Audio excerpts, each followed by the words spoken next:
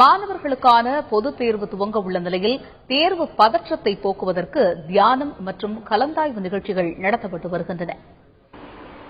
CBSE மற்றும் மாநில பாடத்திட்டத்தின் கீழ் படிக்கும் மாணவர்களுக்கான பொதுத் தேர்வுகள் மார்ச் முதல் வாரத்தில் தொடங்க உள்ளன. இந்நிலையில் மாணவர்கள் தேர்வு அறைகளில் பதற்றம் ஏற்படாமல் மனதை ஒருமுகப்படுத்தி தேர்வை சிறப்பாக எழுதுவதற்காக அவர்களுக்கு தியானம் மற்றும் கவுன்சிலிங் நடத்தப்பட்டு வருகின்றன. சென்னை போரூர் அருகே உள்ள தனியார் பள்ளியில் தினமும் காலையில் வழக்கமான வகுப்புகள் துவங்குவதற்கு முன் தியான வகுப்பு நடத்தப்படுகிறது. டீச்சர் ரிலாக்ஸேஷன் டெக்னிக்னு ஒரு மெத்தட் ஸ்டூடெண்ட்ஸ்க்கு எல்லாருக்கும் சொல்லித்தர மூலயமா எங்களால் கான்சென்ட்ரேஷன், அதாவது படிப்பதற்கு உதவுது.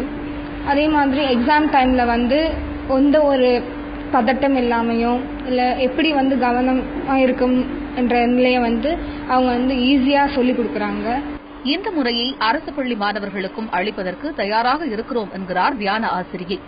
ஒரு வகுப்பு ஆரம்பிக்கிறதுக்கு முன்னாடி அவங்களுக்கு இந்த ரிலாக்ஸேஷன் அப்படின்ற ஒரு இதை ஒரு 2 to 3 minutes டெய்லி கொடுத்துட்டு அதுக்கப்புறம் வகுப்பை நாங்கள் ஆரம்பிப்போம். இது செய்யறதுனால என்ன யூஸ் இருக்குன்னா, அந்த பசங்களால உடம்பு ரிலாக்ஸாக இருக்கும்போது மனதை ஒருமுகப்படுத்த முடியுது, அதாவது கான்சன்ட்ரேட் பண்ண முடியுது அவங்களால. அந்த கான்சன்ட்ரேஷன்றத அவங்க பண்றதுனால ஈஸியாக நம்ம என்ன சொல்ல வரோம், ஒரு டீச்சர் என்ன நடத்த வர்றாங்க அப்படின்றத புரிஞ்சுட்டு டீச்சரோட நல்லா கோஆப்ரேட் பண்றாங்க. ஸோ அந்த கோஆப்ரேஷன்னால என்ன ஆகுது, அவங்க கத்துக்கிற வேண்டிய விஷயத்த அந்த குறிப்பிட்ட காலகட்டத்தை அவங்க நல்லா ஈஸியாக கத்துக்கிறாங்க.